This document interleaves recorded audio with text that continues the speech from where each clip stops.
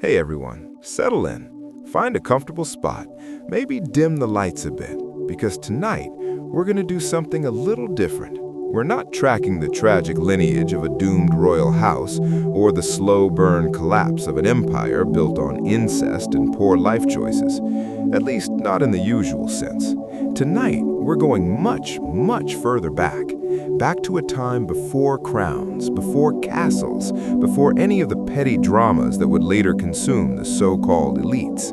Tonight, we're talking about the original survival story, the one that makes every historical winter lockdown in a drafty palace look like a mildly inconvenient holiday. We're talking about how people, our very, very distant ancestors, survived winters in ancient times. Not with central heating and grocery delivery, but with nothing but their wits, their bodies, and an absolutely staggering will to not freeze to death. Think about that for a second. The modern human body, this thing you're walking around in right now, is a meticulously calibrated machine. It likes to keep its internal temperature at a cozy 37 degrees Celsius, 98.6 Fahrenheit. Dip just 2 degrees below that, and you've entered hypothermia territory. Uncontrollable shivering sets in, a desperate chattering attempt by your muscles to generate heat.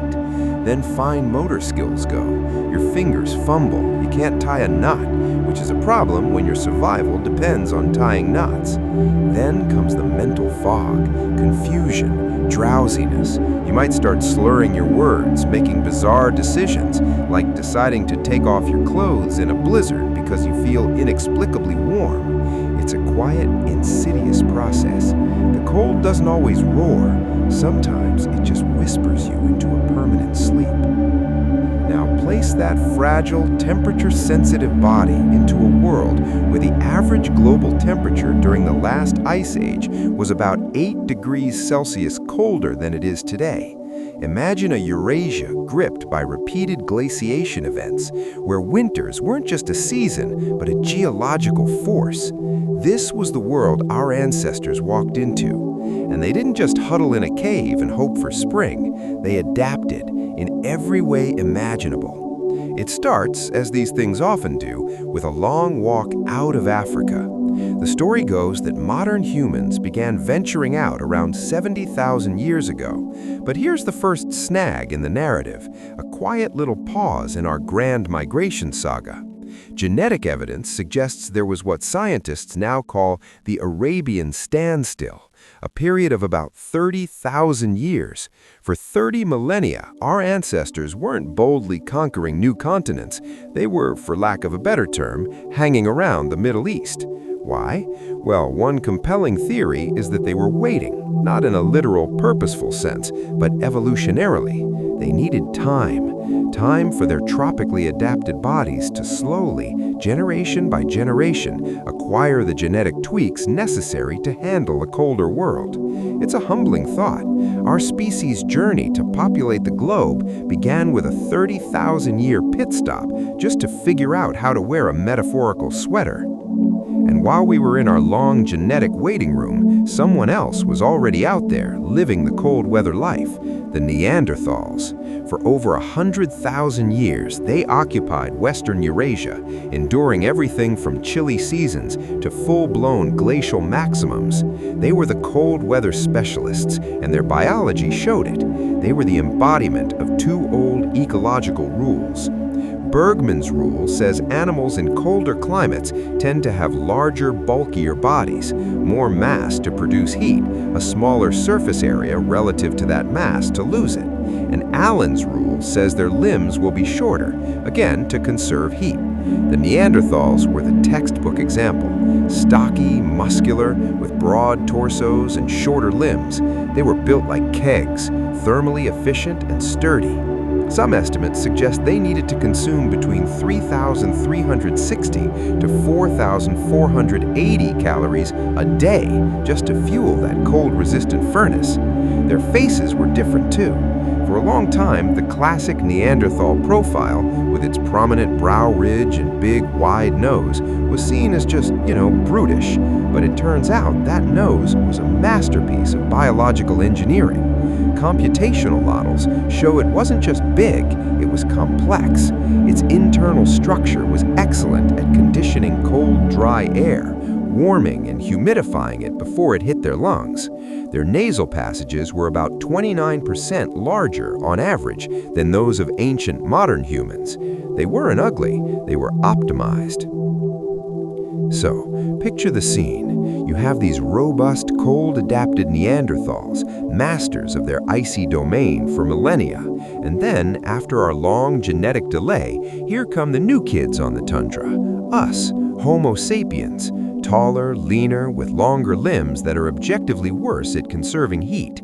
We must have looked like a bunch of gangly, poorly insulated tourists who'd packed for the wrong continent. The obvious question then is, how did we not just fail? How did we not only survive, but eventually thrive in these environments, even as the Neanderthals, the experts, faded from the scene? The answer is that we cheated. We didn't rely solely on what our bodies could do. We started building a world around our bodies. We used what researchers call technological buffers. While the Neanderthal strategy was a potent mix of biological adaptation and basic technology, we leaned harder and perhaps more creative. Take clothing. The Neanderthals almost certainly used animal hides. They had scrapers, tools for processing skins. But there's a fascinating, subtle distinction in the archaeological record. Some researchers suggest Neanderthal clothing might have been more basic, perhaps simple cape-like garments. Meanwhile, in Russia, archaeologists found 24,000-year-old carved ivory figurines of modern humans wearing what are clearly fitted fur parkas. The implication is a difference in tailoring. A cape throws over your shoulders. A parka is constructed, sewn, designed to trap air and fit the body. We have evidence of lissoirs, bone tools used for smoothing and waterproofing leather, in Neanderthal sites. But the eyed needle, the definitive tool for making fitted, layered garments, first appears conclusively in the archaeological record associated with our species. It's a small tool, but it represents a monumental idea. Not just covering the body, but engineering a personal microclimate around it. And then there's fire, the great cheat code of human existence. Its use for warmth stretches back incredibly far, possibly 1,000,000 years. Both Neanderthals and modern humans used it extensively.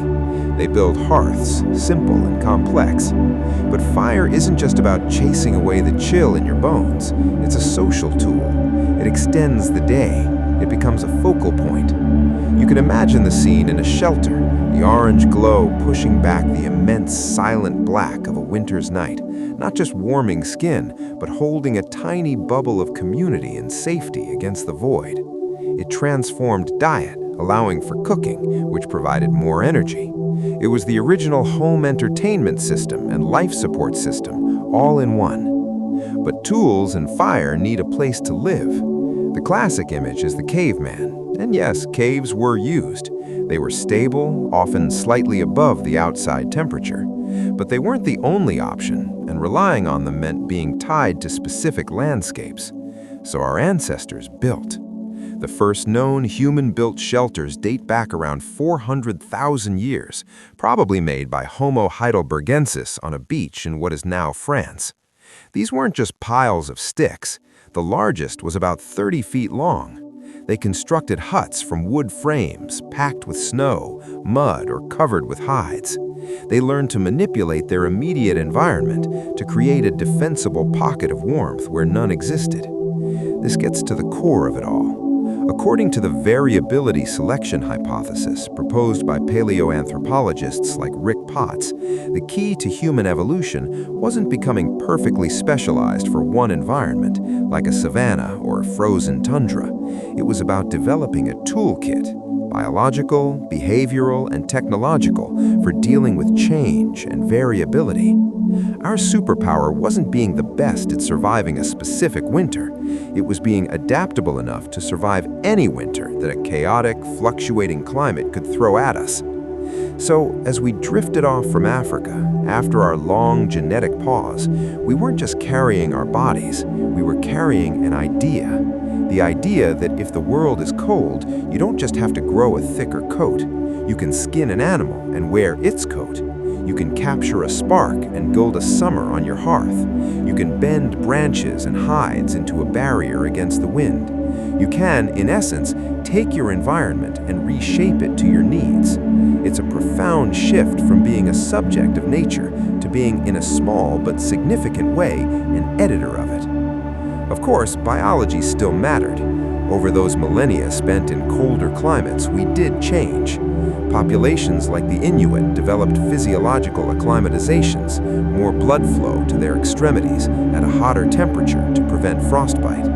Some indigenous groups in places like Australia and South Africa showed reduced shivering thermogenesis and lower sweat rates, fine-tuned adjustments to their specific climates.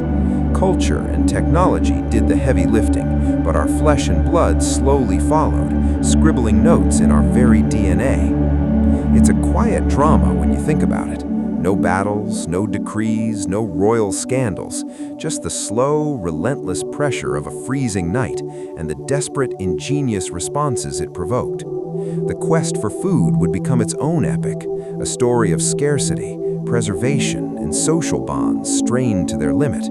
The simple act of staying warm through the long darkness was a victory that had to be won anew every single year. But for now, just picture that first group huddled in their constructed shelter, wrapped in sewn furs, watching the flame of a managed fire dance on the walls.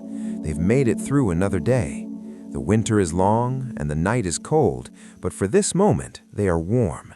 And that, in the ancient world, was everything. So, we've got our ancestors somewhat sheltered and clad in animal skins, gathered around a fire that's holding the endless night at bay. That's the first victory. But a fire doesn't just need fuel. The people gathered around it need fuel too. And this is where the winter's challenge sharpens from a blunt force of cold into a precise, grinding pressure. This is the problem of the hungry months. Summer and fall are about abundance. They're about fresh greens, ripe berries, and the frantic activity of tracking and hunting game that's well-fed and on the move. Winter is about absence. The landscape locks up. The green things die back or bury themselves under snow. Many animals. The solution wasn't a single brilliant invention. It was a slow, multi-pronged cultural adaptation built on observation, experimentation, and a lot of failure.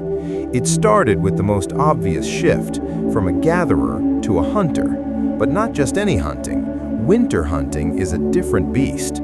Tracks are both a blessing and a curse in the snow.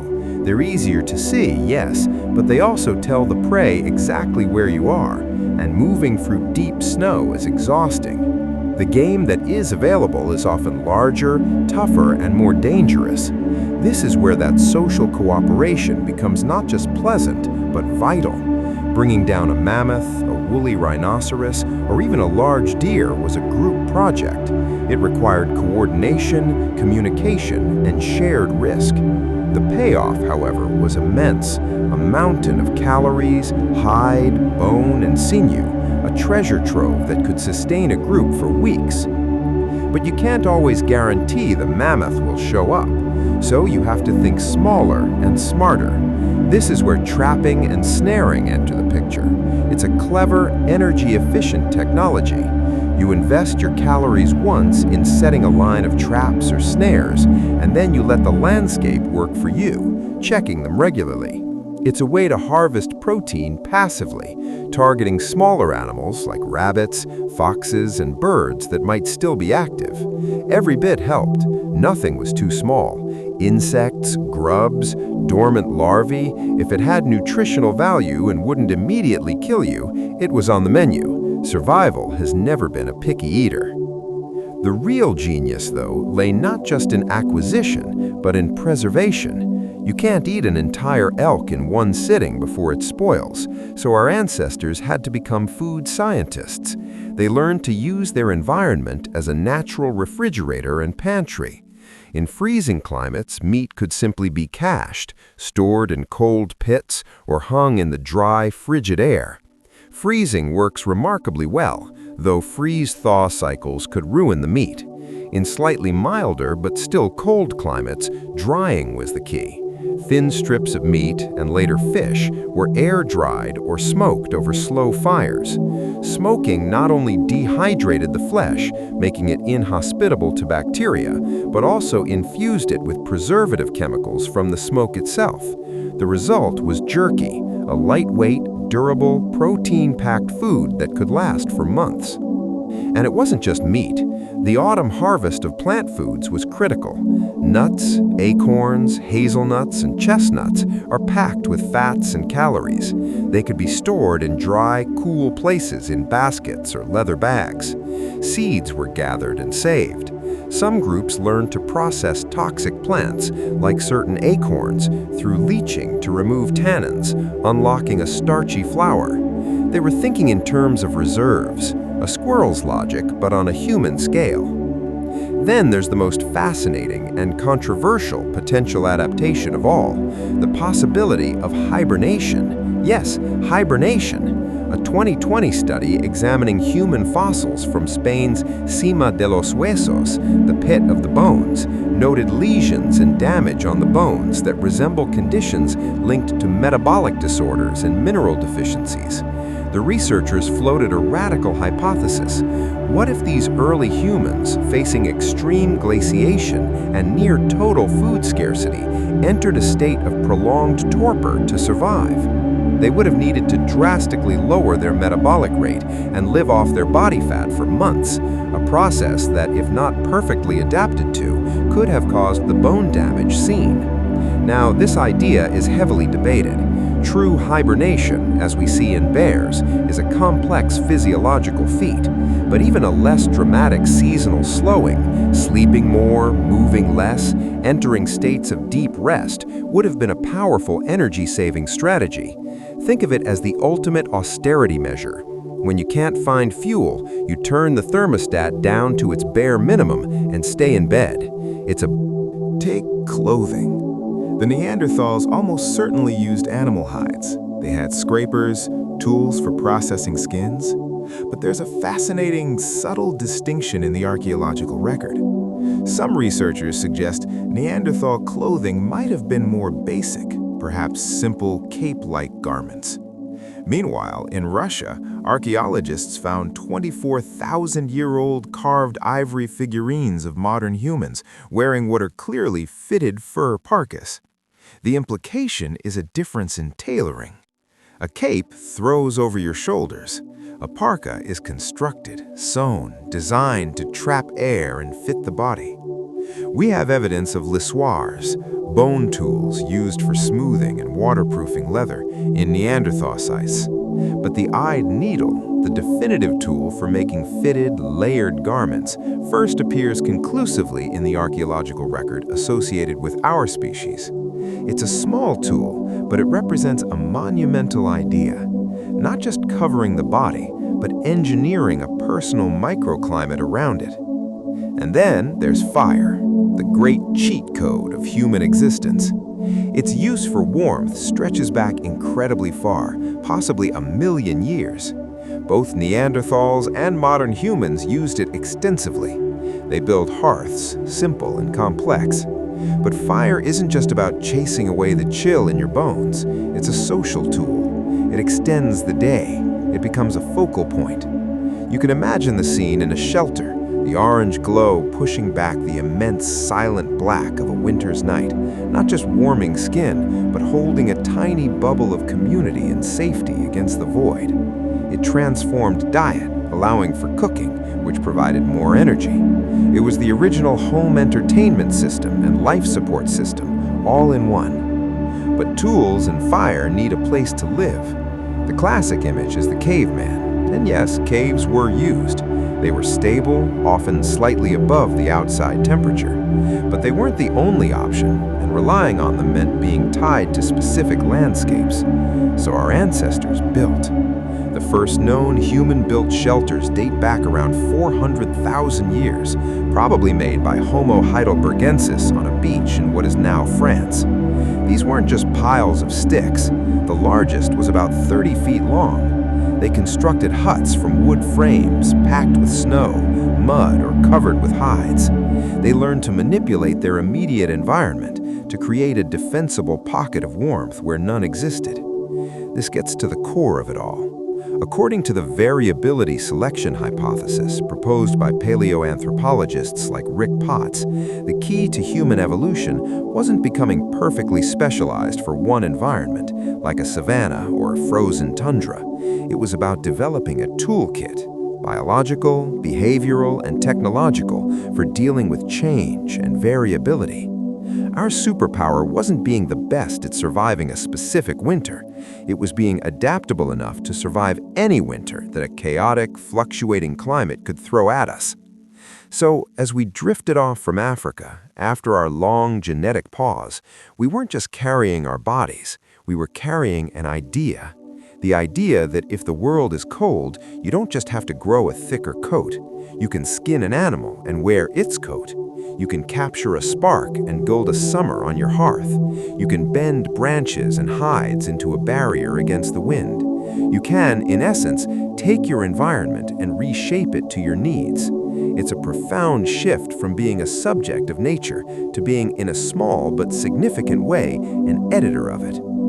Of course, biology still mattered. Over those millennia spent in colder climates, we did change. Populations like the Inuit developed physiological acclimatizations, more blood flow to their extremities at a hotter temperature to prevent frostbite. Some indigenous groups in places like Australia and South Africa showed reduced shivering thermogenesis and lower sweat rates, fine-tuned adjustments to their specific climates. Culture and technology did the heavy lifting, but our flesh and blood slowly followed, scribbling notes in our very DNA. It's a quiet drama when you think about it. No battles, no decrees, no royal scandals, just the slow, relentless pressure of a freezing night and the desperate, ingenious responses it provoked. The quest for food would become its own epic, a story of scarcity, preservation, and social bonds strained to their limit. The simple act of staying warm through the long darkness was a victory that had to be won anew every single year.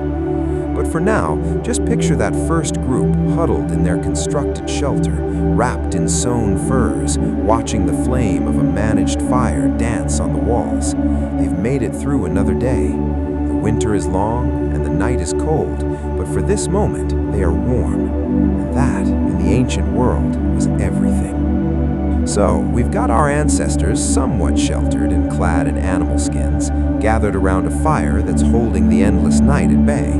That's the first victory. But a fire doesn't just need fuel. The people gathered around it need fuel too. And this is where the winter's challenge sharpens from a blunt force of cold into a precise, grinding pressure. This is the problem of the hungry months. Summer and fall are about abundance. They're about fresh greens, ripe berries, and the frantic activity of tracking and hunting game that's well-fed and on the move. Winter is about absence. The landscape locks up. The green things die back or bury themselves under snow. Many animals hibernate, migrate, or become scarce, lean, and hard to find. The calorie bill from shivering and simply existing in the cold stays high. Remember, a Neanderthal's estimated daily need was over 3,000 calories, but the calorie income plummets. Winter, therefore, wasn't just a season, it was a protracted nutritional crisis that had to be anticipated and solved before the first snow even fell. This was the ancient winter, not a picturesque blanket of snow, but a long, slow siege. The battle wasn't won with a single clever trick, but with 1,000 small accumulated wisdoms. The remembered taste of a safe route, the specific sound of a rabbit in a snare, the exact feel of fat beneath the skin of a deer that indicates it will render enough grease to last a week. It was fought in the body, through shivering and metabolism. It was fought with the mind, through planning and memory. And it was fought with the community, through shared labor and shared hardship. They weren't just waiting for spring, they were earning it, day by hungry day. We followed the threads of biology, of fur and fire, of the desperate search for food in a locked world. But there's another layer to this story. a more permanent one. It's about the stage on which this winter drama played out. It's about the shift from finding shelter to building it, from occupying space to defining it. This is where our ancestors stopped being mere tenants of the landscape and started becoming architects of their own microclimates. The cave is the classic, almost cliché starting point, and for good reason. A good cave is a geological gift. It offers stable temperatures, often hovering just above the freezing point of the outside world. It provides protection from wind, rain, and snow. It's a ready-made enclosure. But the caveman concept is, as historians love to point out, largely a myth. Caves were useful, but they were also limiting. You had to live where the caves were. They could be damp, smoky, and shared with other, less agreeable tenants like bears or hyenas. They were a solution, but not the solution. The real innovation, the one that truly unlocked the colder latitudes, was the decision to build a shelter anywhere. The earliest known human-built structures, dating back about 400,000 years to a beach in France, were likely the work of Homo heidelbergensis. These weren't just windbreaks. The largest was roughly 30 feet long, a substantial communal space. Imagine the collective effort, hauling timber, perhaps from driftwood, weaving branches, anchoring hides or thatch. This wasn't just about getting out of the weather. It was about creating a defined human space in a vast, indifferent world. As techniques evolved, so did the specificity. People became engineers of warmth, exploiting the principles of insulation and thermal mass long before they had the words for them. In forested areas, they built huts from wooden frames, insulated with whatever was at hand, packed leaves, dry grass, clay, or mud. In the taiga and tundra, where wood was scarce, they used the bones of mammoths and other large animals as structural frameworks, covering them with overlapping hides to create sturdy, dome-like dwellings. Each hide was a barrier, and each layer of grass stuffed between the hide and the frame trapped still air, nature's best insulator. Then there's the masterclass in using your enemy as your tool, snow architecture. To the untrained eye, snow is the problem. To a cold-adapted people, it's the solution. Fresh snow is about 90 to 95% trapped air. That makes it one of the most effective natural insulators on the planet. The Inuit and other circumpolar peoples didn't just endure the snow, they sculpted it into homes. The igloo is the famous example, but the principles applied to snow caves and quinzees as well. The process of cutting and stacking snow blocks or hollowing out a piled drift wasn't random. It was a precise craft. First, you compact the snow. This isn't just to make it strong. The compression actually improves its insulating properties as the snow crystals fuse in a process called sintering. Then, you design with physics in mind. The entrance is always a low tunnel, lower than the main sleeping platform. Why? Cold air is denser. It sinks. So that low tunnel acts as a cold sink, a natural trap that pulls the chilliest air away from where people sleep. The difference between the entrance and the sleeping platform could be as much as 40 degrees Fahrenheit. Inside, the space is kept small, just enough room for the occupants. A larger space is harder to heat with body warmth alone. A single candle or small oil lamp burning in that confined, well-insulated space could raise the temperature by several crucial degrees. It was a perfectly engineered microenvironment, built from the very substance that defined the threat. For more permanent settlements, the innovations grew even more sophisticated. Pit houses, dug partially into the ground, exploited the Earth's thermal stability. Just a few feet below the surface, the ground maintains a relatively constant temperature year-round, around 55 degrees Fahrenheit in many regions. By building down, you anchored your home in this geothermal buffer. You then build a roof overhead, often steep to shed snow, creating a space that was far easier to keep warm than a fully above-ground structure. Later, with the advent of more settled agricultural life, came structures like the log cabin. But even here, the wisdom was in the details. Logs were cut in late winter when their sap content was lowest, then dried to prevent shrinking and warping. The gaps between the logs weren't filled with modern caulk, but with chinking, often a mix of clay, animal dung, and moss. Moss, gathered when slightly damp and packed tightly, would dry into a surprisingly effective breathable seal that kept the wind out. An earth-bermed structure, built into a hillside or with soil piled against its walls, combined the thermal mass of the Earth with the solar gain of a southern-facing exposure. These weren't just huts, they were integrated climate control systems. Inside these shelters, life was intensely focused around the hearth. The fireplace evolved from a simple pit to a more complex feature, sometimes with channels dug to feed it oxygen. Smoke management was a constant challenge. The invention of the chimney was a revolution in indoor air quality, but for millennia, people lived in smoky interiors. It stained walls, irritated eyes and lungs, but it was the price of warmth. The space directly around the fire was the premium real estate. Sleeping arrangements were communal for a practical reason: shared body heat. Families would sleep together, often on raised platforms stuffed with insulating materials like dry grass or furs to get off the coldest air at ground level. This built environment created a new rhythm to winter life. The outside world became a place of necessary, dangerous work, checking traps, fetching water from a hole cut in the ice, gathering more firewood.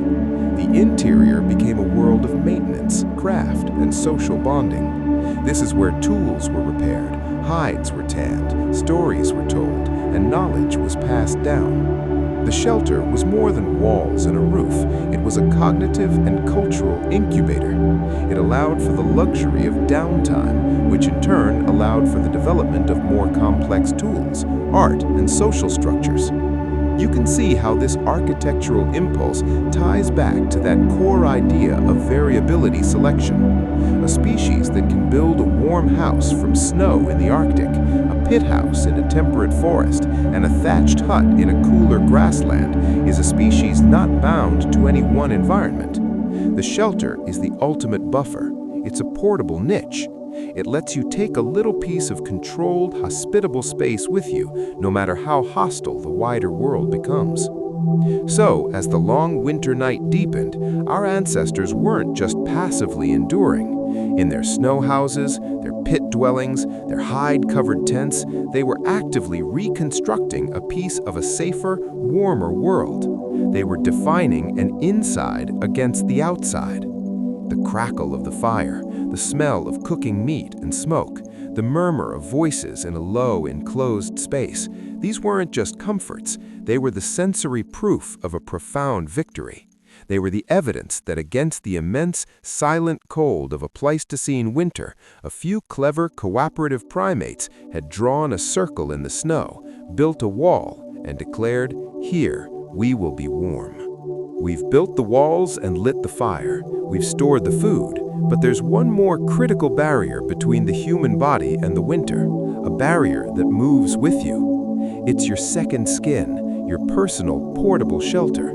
This is the story of clothing, and it's a story of evolution not in our genes, but in our gear.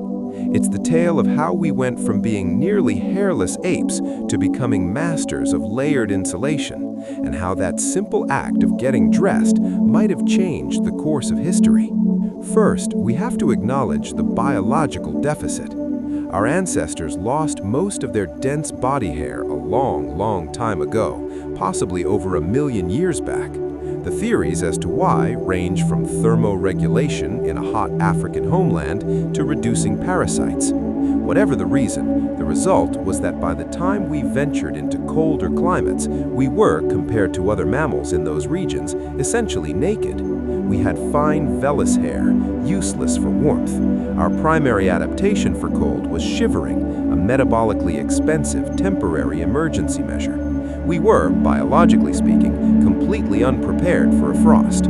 So we did what we do, we borrowed. The oldest direct evidence of humans using animal skins for warmth is staggering. A study points to hominids using bear hides as far back as 300,000 years ago in northwestern Europe. Think about that process. It's not just killing a bear, which is a feat in itself. It's the conceptual leap to see that shaggy pelt not just as food or a trophy, but as a potential wrapping. To scrape away the flesh and fat, perhaps dry and smoke it, and then drape it over the shoulders. That first cape was a revolution. It was the moment we stopped trying to change our bodies to fit the environment and started changing the environment to fit our bodies. The technology of clothing evolved in steps, each one tightening the seal between us and the cold. The earliest garments were likely simple, untailored wraps and capes. These were better than nothing, but they were drafty. The wind would whistle underneath. They required constant adjustment, a hand to hold them closed. This is where the archaeological record gets interesting and where we see a potential divergence between Neanderthals and modern humans. Both species used animal hides, both had stone scrapers for cleaning them, but some researchers scrutinizing the evidence suggest a difference in sophistication. The Neanderthal toolkit, while impressive, may have produced more basic clothing, perhaps those loose capes. Meanwhile, we have those 24,000-year-old ivory figurines from Russia depicting modern humans in what are unmistakably fitted hooded parkas. The implication is tailoring, and tailoring requires specific tools. Enter the lissoir, or burnisher. This is a tool often made from a deer or bovine rib, smoothed from use. It's not for cutting or scraping, it's for finishing. You use it to rub a hide, making it softer, more flexible, and more waterproof.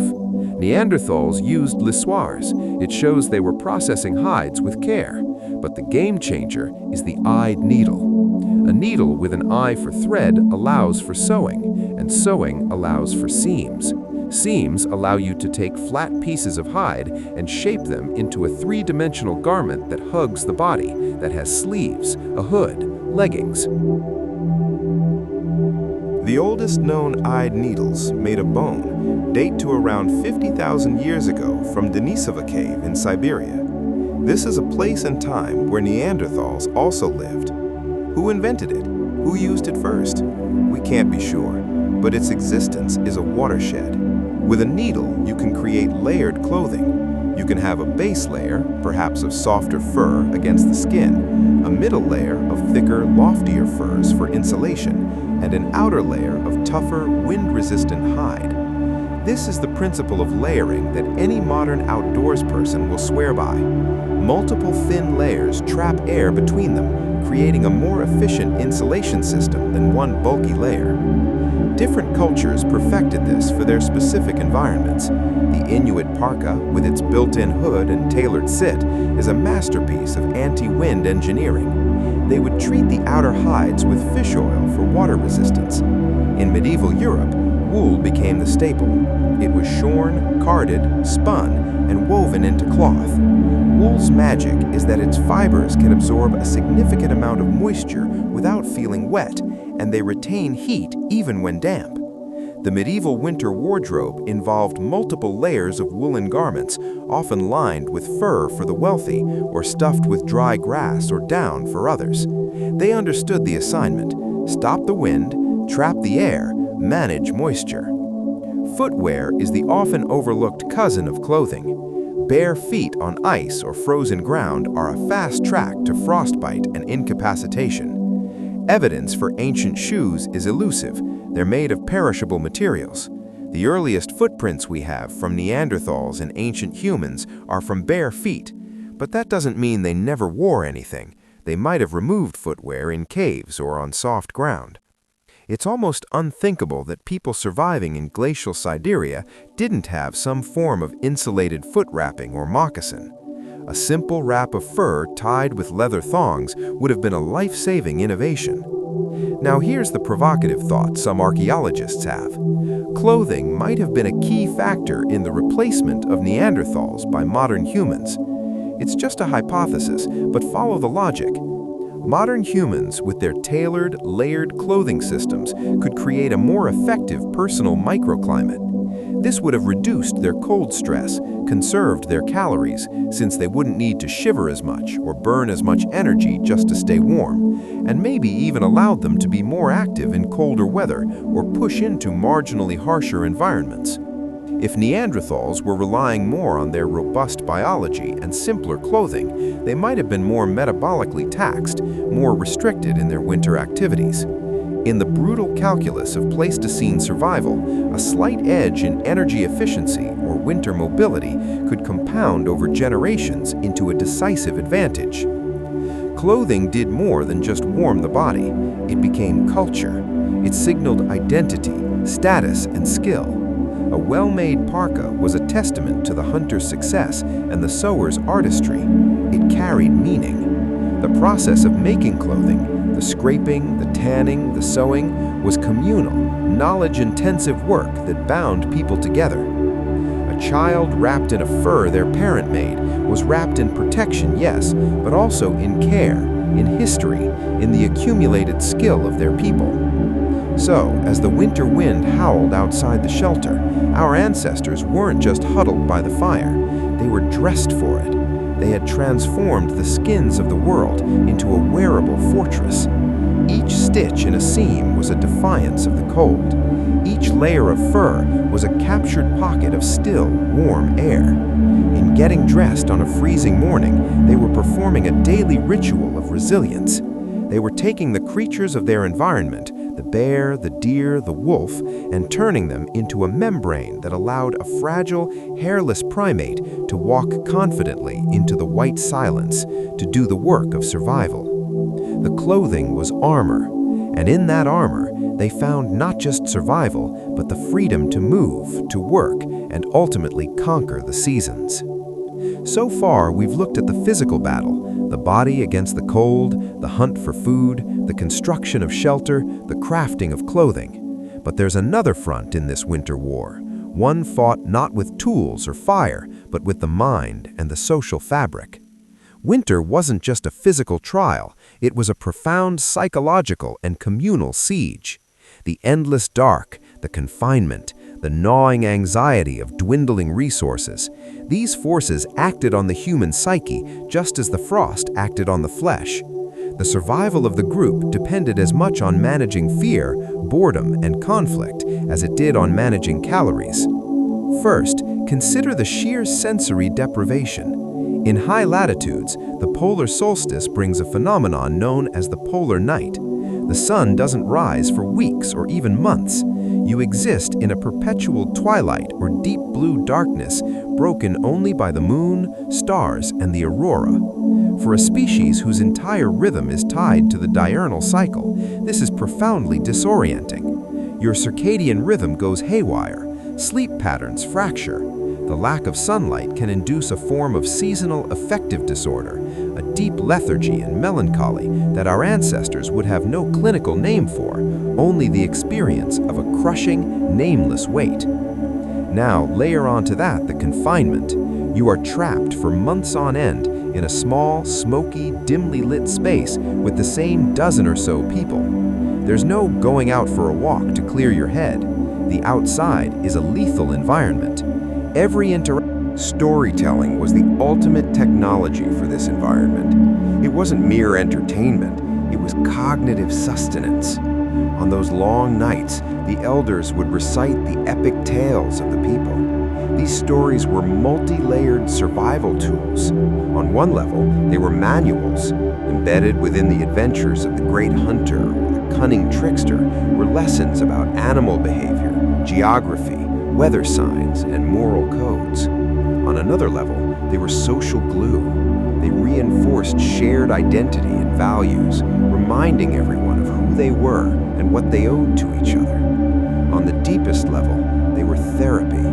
They transported listeners out of the cramped, anxious present into a mythic space of heroes, monsters, and cosmic order.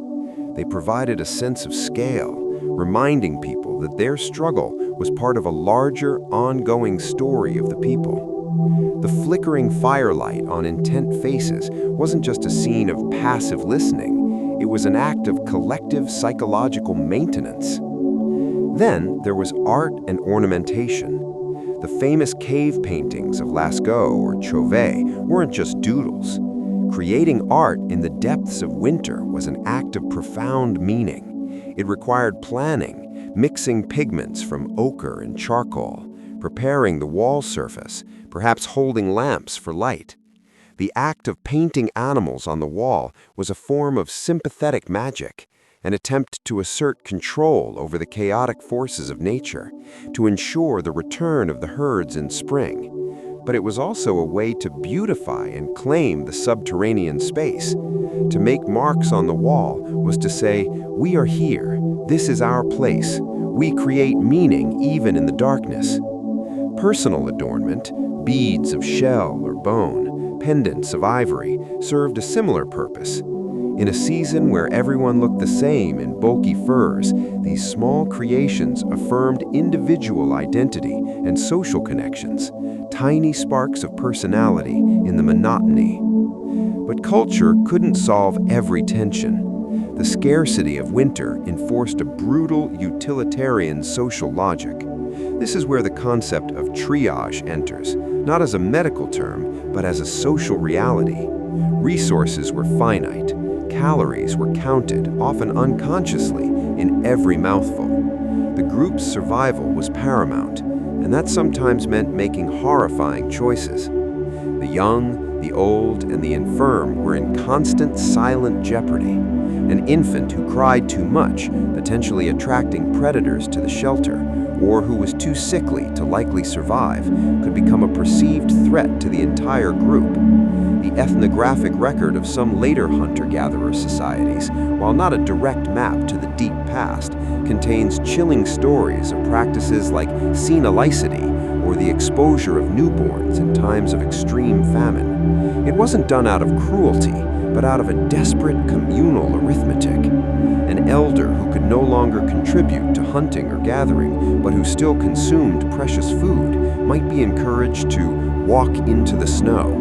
A newborn, especially a female in some patrilineal societies where wives were brought in from other groups, might be seen as an unsustainable drain. These were not... In our tour of ancient winters, we've focused on the adults, the hunters, the gatherers, the builders, the storytellers. But there is another group, perhaps the most vulnerable of all, whose experience is often a silent footnote in the archaeological record: the children. For them, winter wasn't just a season of hardship, it was the entire world they knew, a world shaped by relentless constraint and a unique kind of education in survival. Their childhood was not a protected period of play and learning, but an apprenticeship in not dying, conducted in the most unforgiving classroom imaginable. From the moment of birth, a winter child entered a high-stakes environment. The first and most immediate battle was thermoregulation. Infants, with their disproportionately large heads and high surface area to volume ratio, lose heat alarmingly fast. In a drafty shelter, hypothermia was a constant, silent threat. The solution was constant contact. Infants were swaddled tightly against their mother's body in a sling under her layers of clothing, sharing her warmth, able to nurse on demand. They were carried everywhere, a part of the mother's daily work, sleeping to the rhythm of her movements. This wasn't just bonding, it was a life support system. A child left unattended on a cold surface could slip away in minutes. Weaning was another critical, dangerous transition. In summer, a mother's milk might be supplemented early with mashed berries or pre-chewed meat. But in winter, with fresh plant foods gone and fresh meat scarce, breast milk could remain the primary, irreplaceable source of nutrition for much longer, often for 3 to 4 years or more. This placed an immense physiological burden on the mother, who had to consume enough calories to produce milk while food was at its scarcest. The health of the child was directly tied to the health and nourishment of the mother in a brutally intimate feedback loop. If she starved, the child starved. As toddlers, the world expanded slightly, but it was a world of strict and immediate consequences. Play was not frivolous, it was pedagogy.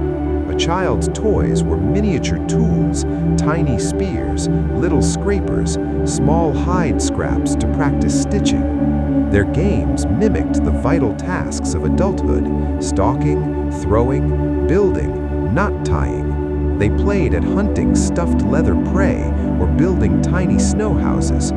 Through this play, they developed the fine motor skills and muscle memory that would later be a matter of life and death.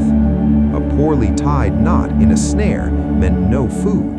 A clumsy throw with a spear meant a wounded, dangerous animal and a hungry family. Discipline was swift and physical, not out of cruelty. We've lived with them through the depth of it, the construction of warmth, the search for food, the social strain, the childhood shaped by frost. But a winter, no matter how brutal, does not last forever. Even in the Pleistocene, with its colossal ice sheets, the seasons still turned. The great drama of survival thus had a final act, the thaw. This was not a single day of sunshine, but a slow, messy, and often dangerous transition. And the legacy of the winter just endured did not vanish with the snow. It seeped into the very bones of the people, shaping their myths, their movements, and their view of the world. The first signs were subtle, and they were watched for with an intensity we can barely imagine. A certain softening in the quality of the light, even if the temperature hadn't budged. The song of a particular bird returning weeks before it was safe to rely on its meaning. The smell of the air when the wind shifted from the north. These were the signs the elders interpreted, debating their meaning around the fire. False hope was a killer. To expend precious energy on a spring hunt or forage too early, before the roots thawed or the game returned, could wipe out a group's last reserves. When the thaw truly began, it brought its own suite of problems. The world became a soggy, treacherous place. Snowmelt turned paths to mud and streams to raging torrents. Shelters built on now saturated ground could collapse or become flooded. The compacted snow of an igloo roof could drip incessantly, creating a damp, miserable interior. The beautiful, insulating snow was now the enemy, a source of cold water and structural failure. This was a time of urgent repair and relocation, of moving from a winter camp to a spring one, often to lower elevations or near rushing rivers now full of fish. But with the danger came the first gifts. The true spring harvest began not with large game, but with the smallest of things. Fresh greens, sorrel, nettles, shoots would appear, providing vital vitamins and breaking the monotony of dried meat and stored fats. This was often women's and children's work, a careful combing of the landscape for these precious, fleeting resources. Then came the fish runs. As ice broke on rivers, salmon, trout, and other species would migrate upstream to spawn. This was a time of incredible, concentrated abundance. Weirs and nets were set, and for a short period, food could be plentiful, allowing groups to recover their strength and build up fat stores. It was a frantic, celebratory, exhausting time. The psychological shift was profound. The confinement was over. The world opened up. Social tensions that had simmered in the close quarters of the shelter could dissipate as people spent more time outside, on separate tasks. The group's energy, so long focused inward on conservation, now turned outward toward exploitation and exploration. There was talk of travel, of visiting other bands for trade or marriage. The stories told at night changed, from tales of endurance and trickster heroes to epics of journeys and encounters. This cyclical ordeal, the long contraction of winter and the explosive release of spring and summer, fundamentally shaped human cosmology. It's no coincidence that so many mythologies feature a theme of death and rebirth, a god or goddess who descends into an underworld, winter, and returns, spring. The story of Persephone, forced to spend part of the year in Hades, is a classic agricultural version, but the archetype is far older. For hunter-gatherers, the cycle of the game disappearing and returning, of the green world dying and being reborn, was the central drama of existence. Their rituals were often attempts to influence this cycle, to ensure the sun's return, the migration of the herds, the growth of plants. Winter also shaped human mobility and territoriality. In rich environments, groups might have been able to remain relatively sedentary with well-established winter quarters. In harsher zones, life was a seasonal round, a migration between a sheltered winter valley, a spring fishing site, a summer hunting ground on the open tundra, and an autumn nut-gathering forest. This pattern etched itself into the collective memory. The landscape was not just a place, but a calendar and a larder, each location tied to a specific task and time of year. To lose access to a critical wintering site was a death sentence. This fostered a deep, fierce connection to territory and likely fueled conflicts when groups were displaced by climate shifts or population pressures. Finally, the winter experience selected for certain traits that became embedded in humanity. It selected for cooperation, for the ability to plan far ahead, for patience, and for the capacity to endure prolonged hardship without giving in to despair. It selected for innovation. The person who devised a better snare or a more efficient needle was a hero. It selected for storytellers and knowledge keepers, the human hard drives who preserved the maps, the stories, and the techniques across generations. The world our ancient ancestors endured is, in most places, gone. The great ice sheets retreated, climates moderated, agriculture eventually provided a more stable, though often more monotonous food supply. But the ghost of that Pleistocene winter still lingers in us. It's in our love of gathering around a focal point, be it a fireplace or a screen. It's in our deep-seated anxiety about having enough, our instinct to store and save. It's in our profound cultural celebration of the return of the light, from Yule to Christmas to Diwali.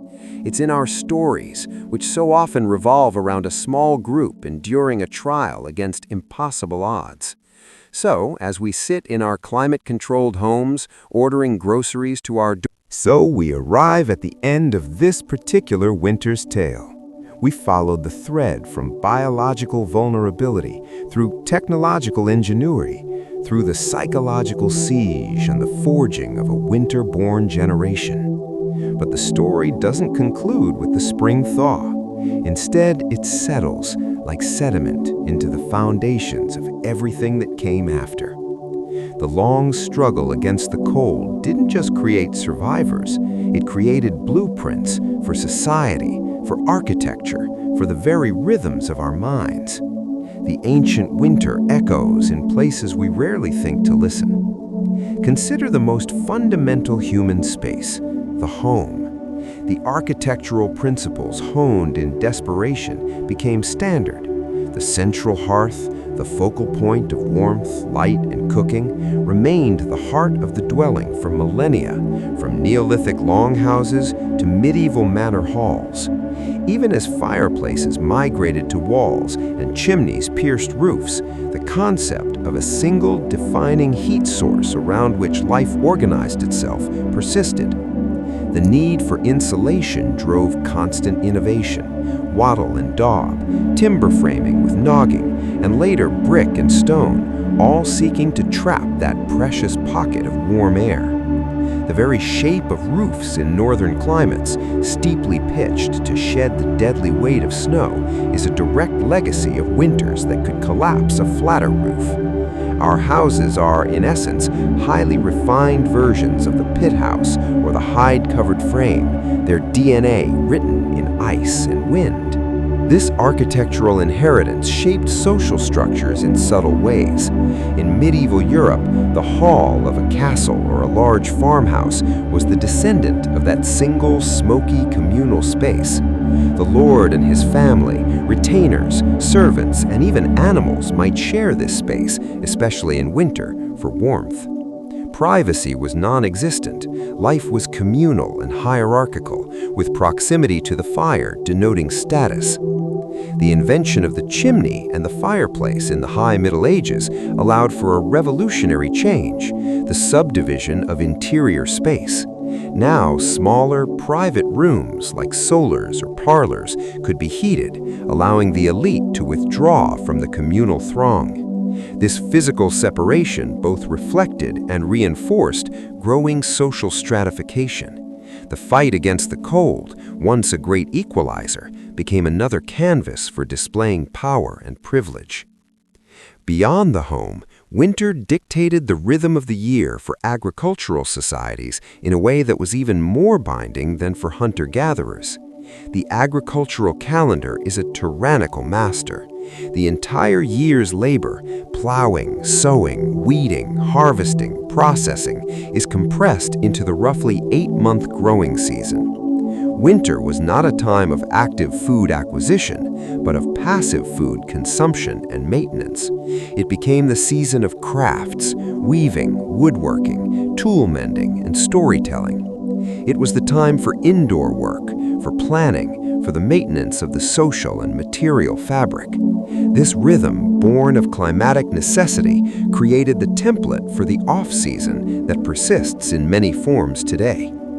Winter festivals, from Saturnalia to Christmas, were strategically placed in the darkest part of the year, not just for spiritual reasons, but as psychological lifelines, planned bursts of light, feasting, using preserved foods, and community cohesion to break the monotony and dread. The management of scarcity became the bedrock of economics and politics.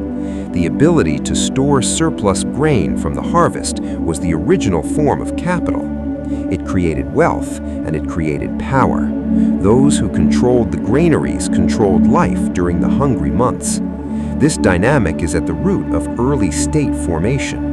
The ancient priest chiefs of Mesopotamia, the pharaohs of Egypt, their authority was underpinned by their role as managers of plenty and distributors in times of scarcity. Tax systems were born in part as a way to centralize and redistribute food reserves. The fear of winter famine was a powerful tool for social control and a primary cause of social unrest. A failed harvest meant not just hunger, but the potential collapse of the political order. The ancient dread of the empty larder is the ghost in the machine of every agricultural civilization's bureaucracy. On a deeper neurological level, some researchers suggest this long history may have left a mark on the populations that endured it. The seasonal affective disorder of our modern world might be a pale shadow of a much deeper, evolved response. In a state of famine and extreme cold, lethargy, reduced motivation, and increased sleep are not disorders, they are energy-saving adaptations. Conserving calories was paramount. The urge to hibernate, to slow down and stay in, may be a hardwired echo from ancestors for whom winter hyperactivity was a fatal waste of resources.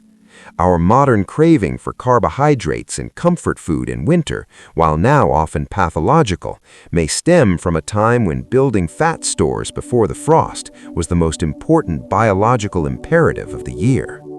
And what of the stories?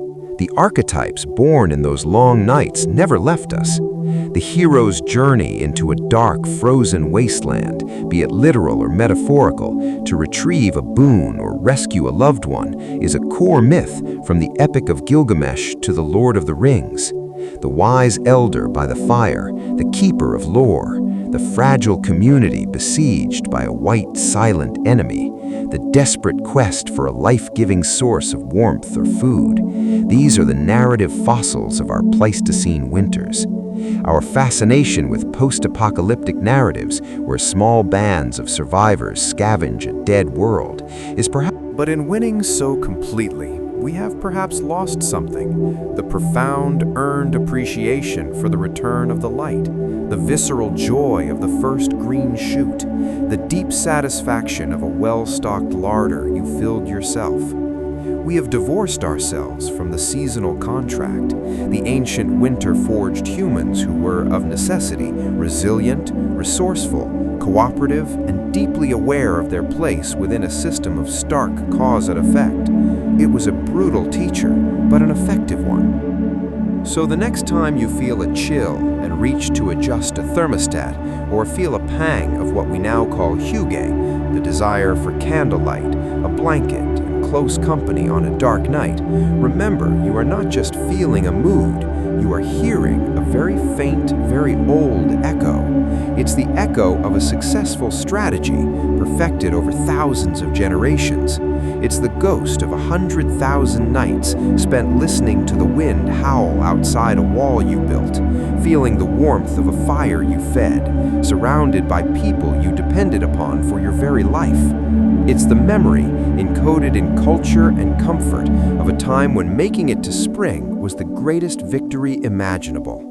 And in a way, that quiet, stubborn triumph, not of conquest but of endurance, is the foundational story of us all. The story of a species that learned to build a small, warm world inside a very large, cold one, and in doing so, began to build everything else. We've drawn the story to what feels like a natural close, with the echoes of ancient winters resonating in our walls and minds.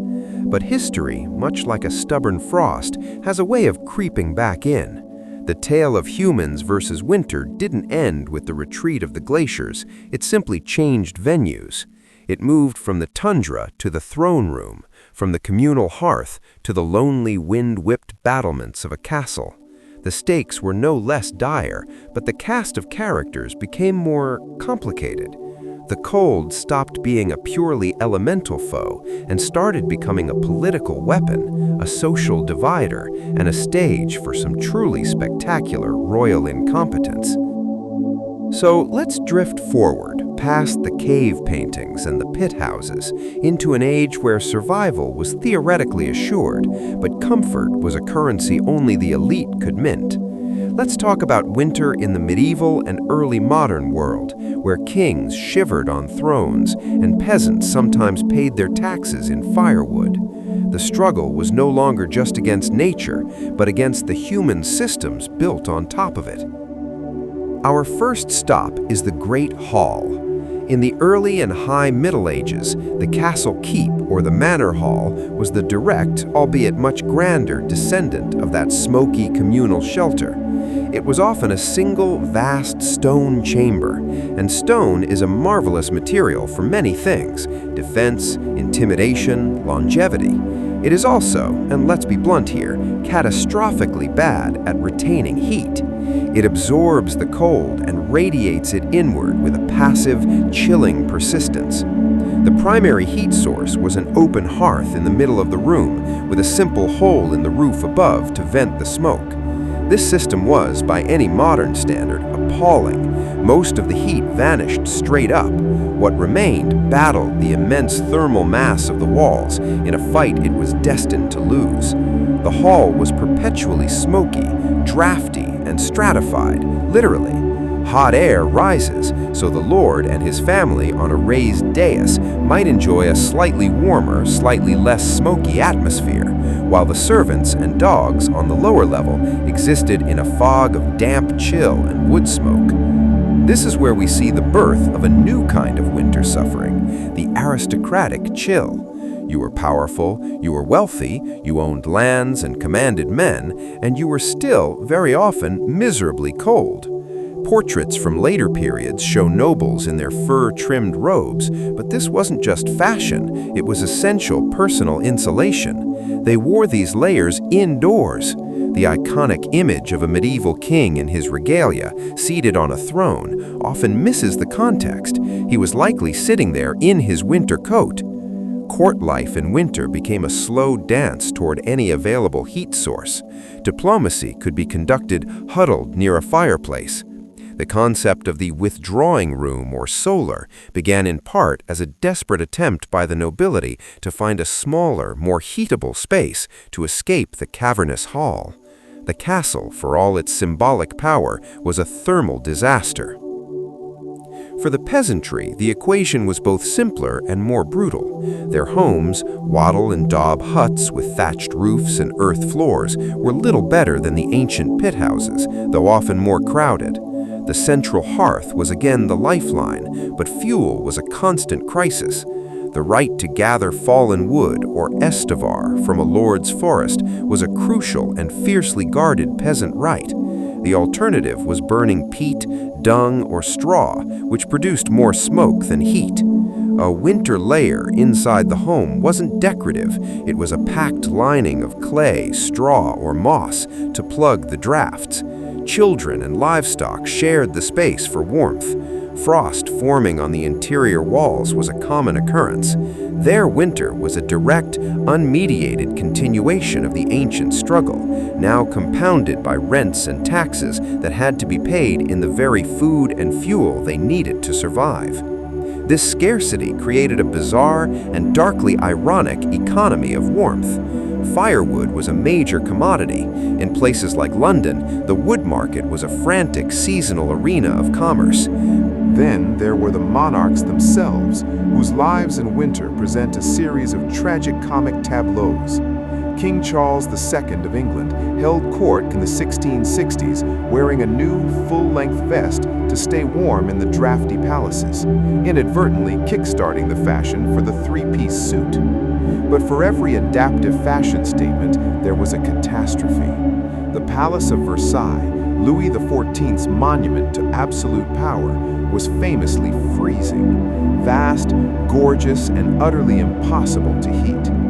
Courtiers at Versailles in winter were known to huddle around fireplaces in packs, and it was considered a high honor to be invited into the king's comparatively warmer private chambers.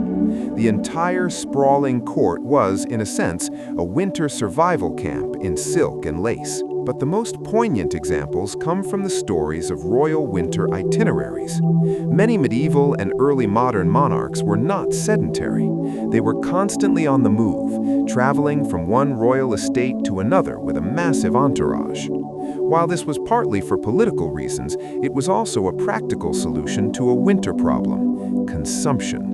A court of hundreds would descend upon a manor and literally eat it out of house and home, burning through its stored fuel and food in a matter of weeks. Once the local resources were exhausted, the court would move on to the next estate, like a swarm of very well-dressed locusts, leaving the local peasants to face the remainder of winter with depleted stores. The royal progress was, among other things, a state-sponsored method of distributing the burden of keeping the elite warm and fed. And we cannot forget the wars fought in the cold. Winter campaigns were generally avoided as sheer folly, Napoleon's retreat from Moscow being the textbook example of why. But sometimes they were unavoidable. The winter of 1340 during the 100 Years' War saw English and French troops facing each other across frozen marshes, their misery a common bond that occasionally led to temporary truces for warmth. The Winter King, Frederick V, a hapless claimant to the Bohemian throne in the 30 Years' War, earned his nickname not through prowess, but because his reign lasted a single, miserable winter before he was overthrown. His story is a perfect Sleepless Historian vignette, grand ambition melting away faster than a spring snow, undone as much by the season as by his enemies. In these centuries, winter became a lens that magnified every flaw in the social order. It exposed the fragility of a kingdom's logistics, the hollow spectacle of royal power, and the brutal reality of peasant life. The cold was a silent participant in every revolt, every economic collapse, every royal tantrum. A failed harvest meant more than hunger. It meant a king without tax revenue, a lord unable to support his knights, and a population one hard frost away from burning the manor house down for fuel. The ancient communal struggle for warmth had been bureaucratized, monetized, and politicized. The fight was no longer just to survive the season, but to survive your place within the human hierarchy the season revealed in such stark, shivering relief.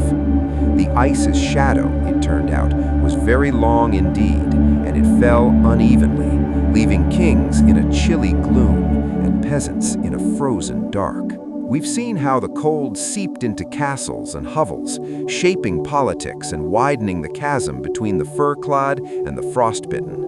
But winter's influence didn't just shape where people lived or how they governed.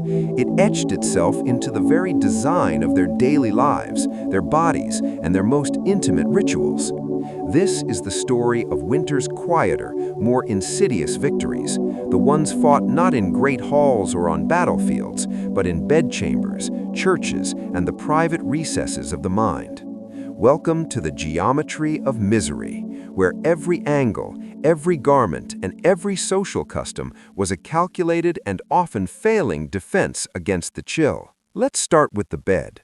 In our modern imagination, the medieval or early modern bed is a romantic canopy of curtains and quilts. In reality, it was a fortress against the cold, and often a shared one. The classic four-poster bed, with its heavy curtains, wasn't about privacy first and foremost. It was about creating a microclimate. Those thick fabric hangings, often lined with wool or even leather, were drawn tight at night to trap body heat and block drafts in rooms where frost could form on the inside of the windows. The bed itself was often a raised box or platform stuffed with straw, moss, or wool. You didn't just get into bed, you ascended into it, climbing up from the colder air at floor level. And you rarely slept alone.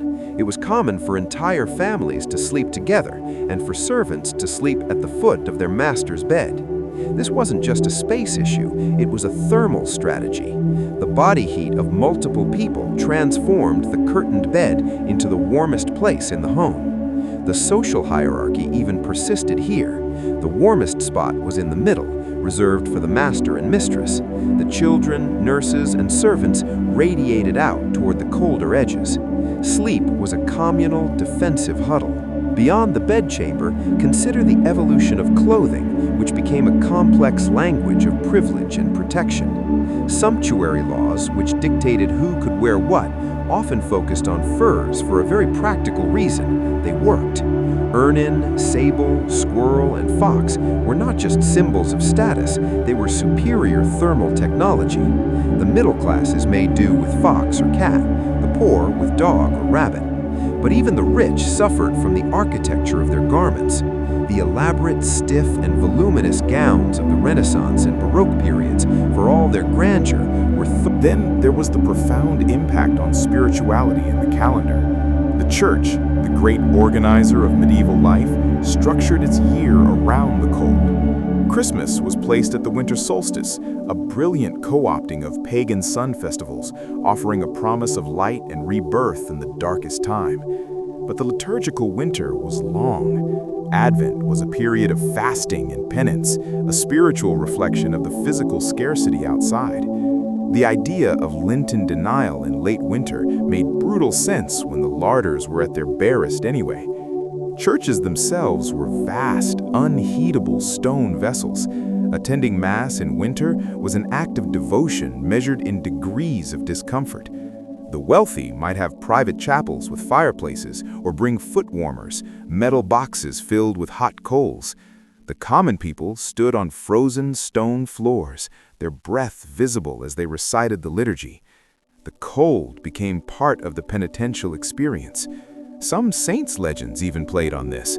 Saint Sebastian, famously shot with arrows, was also, in some tales, a protector against plague, which was often worse in winter. The physical and spiritual chill were intertwined. This constant, low-grade suffering bred a unique psychology in folklore. The green man, carved in churches, a face sprouting leaves, was a hopeful plea for the return of spring fertility. But winter's folklore was darker. It was the season of ghosts and witches, when the long nights and howling winds frayed nerves and fed imaginations. The concept of the wild hunt, a phantom cavalcade racing through the winter sky, was a folkloric explanation for storms and blizzards. Illnesses we now understand as viral ran rampant in close, poorly ventilated quarters and were blamed on miasmas or malicious spirits carried on the cold air. Melancholy, what we might call seasonal depression, was a recognized affliction of the educated classes who had the luxury of introspection. For the peasant, winter melancholy was a luxury they couldn't afford. Their sadness was more direct, born of empty bellies and the fear of a dying child. Even the arts and sciences of the period were bent toward understanding or defeating the cold. Alchemists sought not just to make gold, but to discover the philosopher's stone that might also provide eternal warmth. Early scientists like Francis Bacon literally died from the cold in pursuit of knowledge. He famously caught pneumonia after stuffing a chicken with snow to experiment with refrigeration. The Paintings of Peter Bruegel the Elder, like The Hunters in the Snow, don't just depict winter, they anatomize it. They show the geometric beauty of the frozen landscape juxtaposed with the small, hunched, struggling figures of humans within it. The art isn't celebrating the cold, it's documenting a powerful, indifferent force. In this world, hospitality wasn't just a virtue, it was a survival protocol. The custom of offering food and shelter to a traveler in winter was sacred because the alternative was death. The hearth, the literal fire at the center of the home, was also its moral center. To be hearthless was to be cruel. The Yule log, a massive piece of wood meant to burn for the 12 days of Christmas, was a symbolic commitment to shared warmth and light. Its selection and lighting were rituals of community cohesion in the face of the isolating dark. So the geometry of misery was precise. It was the right angle of a body curled tight in sleep to conserve heat. It was the concentric circles of warmth in a bed, with the most powerful at the center. It was the stiff, triangular silhouette of a noblewoman in her farthingale, shivering in splendid isolation. It was the vast, echoing vertical space of a cathedral, pulling prayerful breath up into a frozen vault. Winter dictated posture, proximity, and piety. It designed furniture, dictated fashion, and scheduled devotion. The fight was no longer just for calories and shelter, but for a moment of genuine, unshivering comfort, a luxury so rare it became the unspoken goal of much of human endeavor. The cold had become interior, a state of being. And as we'll see, this internalized chill would soon meet its match in a new age of invention, irony, and steam. Our story has meandered through frozen prehistory, shivered in medieval halls, and dissected the geometry of misery in curtained beds and starched ruffs. We arrive now at a pivot point, a century where humanity's relationship with winter began to flip from one of grim endurance to one of fraught, ironic mastery. Welcome to the long 18th century, stretching from the late 1600s into the dawn of the 1800s. This was the age of enlightenment, of reason, of coffeehouses and revolution. It was also, somewhat inconveniently, the tail end of what climatologists call the Little Ice Age. So picture a world where Voltaire is penning critiques of tyranny while his inkwell freezes, where gentlemen philosophers debate the natural rights of man in rooms they can see their breath in. This is the era where the cold became not just a physical opponent, but an intellectual and social paradox, an age of icy irony. The defining meteorological feature was volatility. This wasn't a stable, deep freeze. It was a time of wild, unpredictable swings. Bitterly cold winters were interspersed with oddly mild ones, followed by sudden, crop-killing frosts in late spring. The Thames in London froze over repeatedly, most famously during the Great Frost of 1683-84. But this wasn't just a weather event, it was a social phenomenon. And here is where our first great irony emerges, the frost fair. For a few brief, surreal weeks, the river, the vital, flowing artery of the city, became a solid, chaotic main street. Londoners, from chimney sweeps to courtiers, poured onto the ice. They built an impromptu city. Streets of booths were christened with punny names like Blanket Fair and Roast Beef Row. Printers set up presses to churn out souvenir certificates printed on the River Thames. There were coffee stalls, puppet shows, bull baitings, and even a whole ox roasted on a spit. It was a carnivalesque explosion of commerce and cheer in the heart of a climactic disaster. But the irony is as thick as the ice. This festival of frost was, for the poor, a desperate opportunity. Hawkers sold trinkets they'd normally sell on land, trying to earn a few pence in a season when work had dried up. The spectacle masked a deeper truth. The freezing of the river meant the paralysis of the port.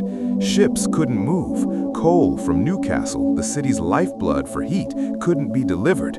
So while the rich skated and gambled, the price of coal skyrocketed in the city, and the poor in their tenements literally froze to death in the dark, just a mile from the fair's laughter. The frost fair was a glittering, frozen mask over the face of mass suffering. This tension between fashionable engagement with winter and its brutal reality defined the era. The Little Ice Age coincided perfectly with the rise of a new bourgeois leisure class. And what did this class do? They developed winter sports. Ice skating, imported from the Netherlands, became a raucous social pastime in London's parks.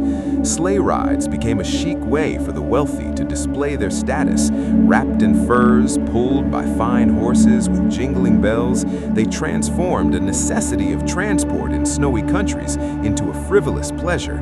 They were, in essence, playing at the very conditions that were crippling the rural poor. Paintings from the period capture this dissonance perfectly.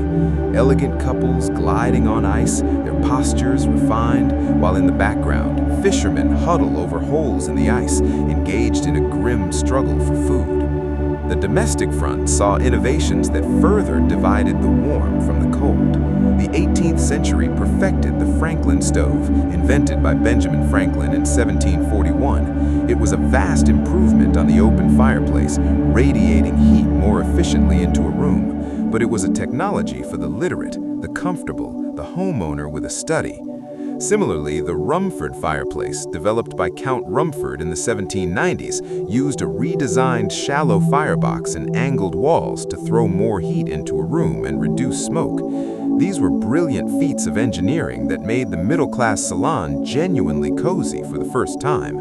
Yet they also drew a sharper line. The urban poor, living in crowded, damp cellars and attics, still relied on open grates or worse. Their winters remained medieval. The age of reason had rationally improved comfort for some, while coldly accepting the misery of others as a natural state. This philosophical acceptance of suffering reached its peak in the era's medical theories.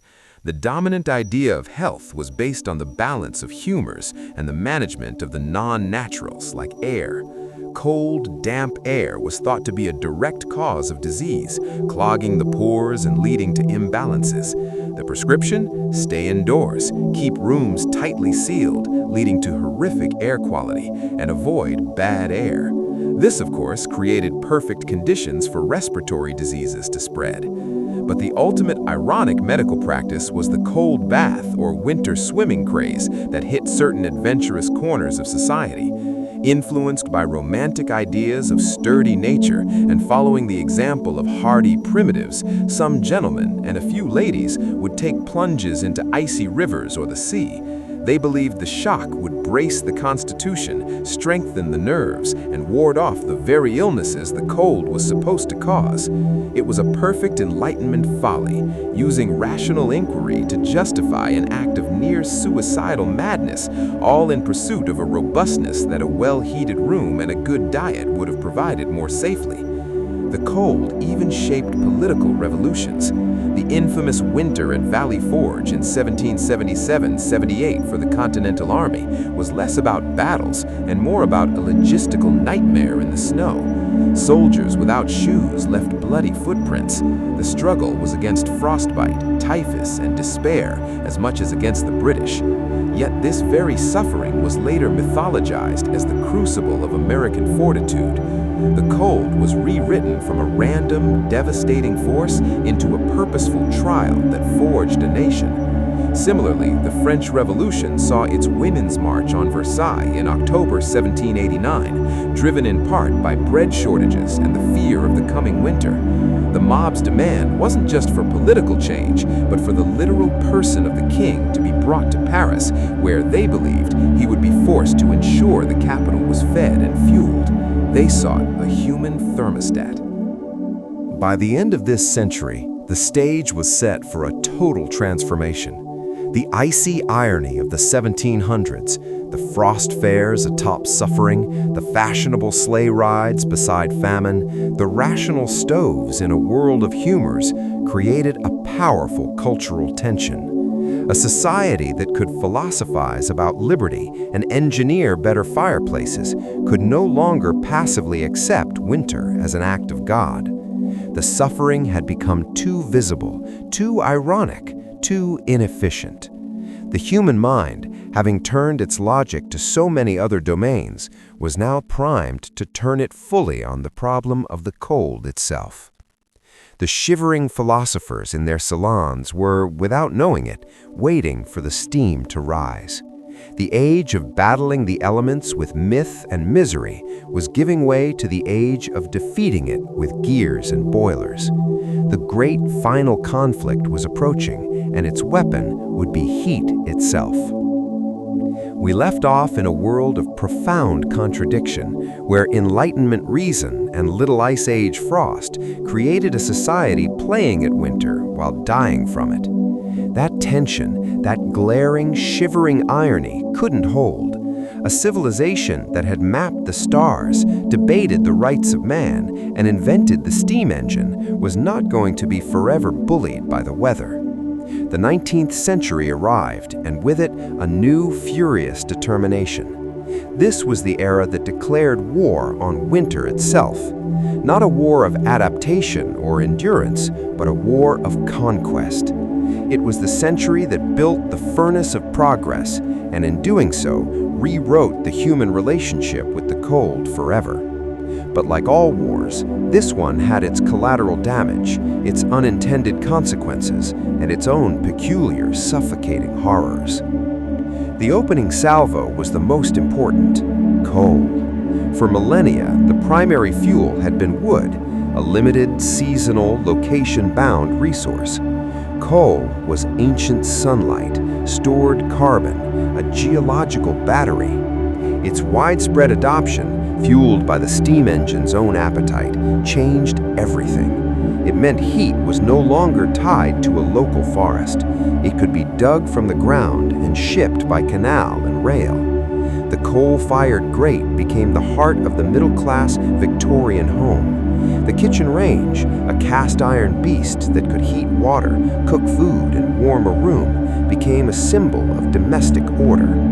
For the first time, it became technologically possible for a broad swath of society to achieve a stable, dry, indoor warmth.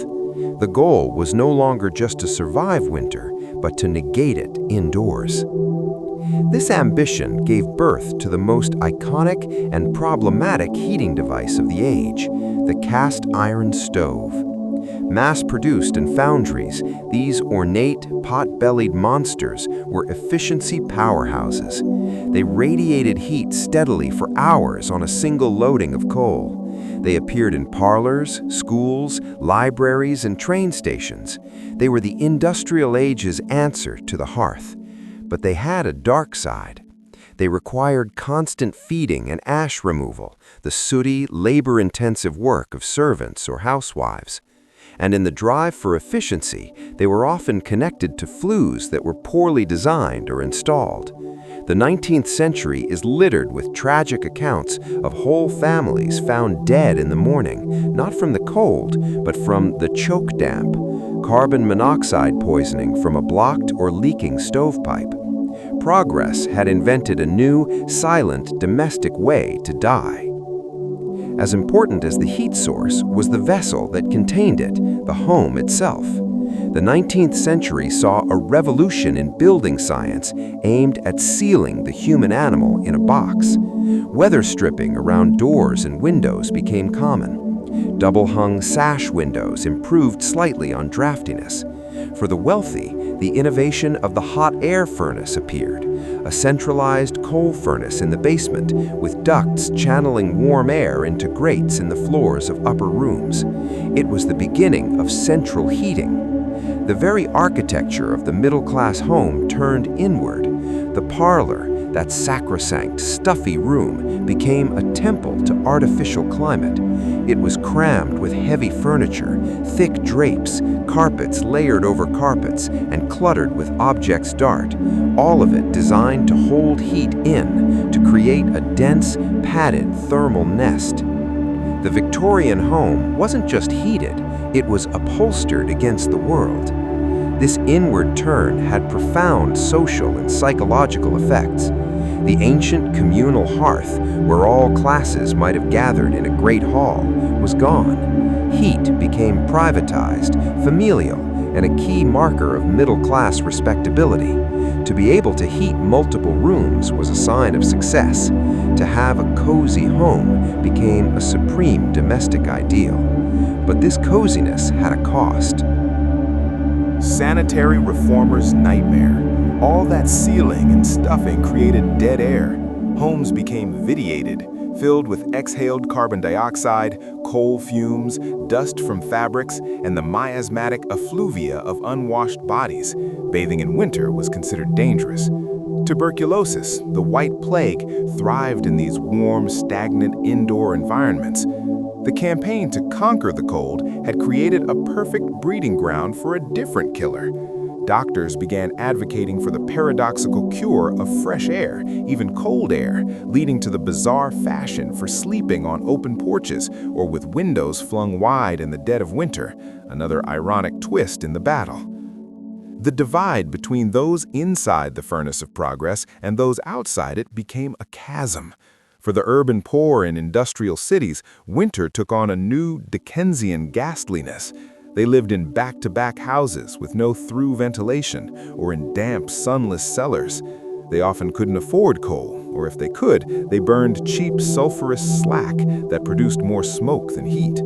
The famous London fogs, like the Great Stink of 1858 but in winter form, were often pea soupers, thick, yellow, acidic combinations of coal smoke and natural fog that blotted out the sun, choked lungs, and turned day into night. For a poor child in Manchester or Glasgow, winter wasn't a clean, white silence. It was a gritty, brown, coughing darkness. The workhouse became the state's chilling answer to winter poverty. To enter its gates for shelter was to surrender freedom and family for a thin gruel and a spot on a crowded, bug-ridden dormitory floor. The alternative was freezing to death in an alley, a common enough occurrence that it was barely news. Yet, at the same time, winter was being commercially packaged for the wealthy like never before. The advent of the railway meant the wealthy could flee the city's smoky gloom altogether. They could take a train to a snowy alpine resort where winter was not a struggle, but a sporting playground. The first winter tourism boomed, with places like St. Moritz catering to English gentlemen seeking bracing climates. Ice skating became a regulated sport with clubs and competitions. The Christmas industry was born in this century, with Charles Dickens's A Christmas Carol, 1843, essentially inventing the modern, sentimental, indoors-focused holiday of family, feasting, and warmth by the fire, a fantasy of coziness that was a direct rebuttal to the misery outside. By the century's end, the framework of our modern relationship with winter was locked in place. A technological and energy infrastructure, coal, rail, central heating, allowed a portion of humanity to live in a perpetual, artificial summer. A cultural ideology prized domestic, privatized warmth as a sign of moral and social standing. And a vast underclass was left in the cold, literally and figuratively, their suffering now framed as a failure of character or a problem of urban management rather than an unavoidable act of nature. The war on winter had been won, but it was a Pyrrhic victory. The conquerors found themselves prisoners in their own sealed, stuffy, and often toxic castles of comfort. The cold had been defeated as an elemental foe, only to be replaced by social inequity and industrial pollution. The furnace of progress burned bright and hot, but it belched a darkness that would take another century to even begin to clear.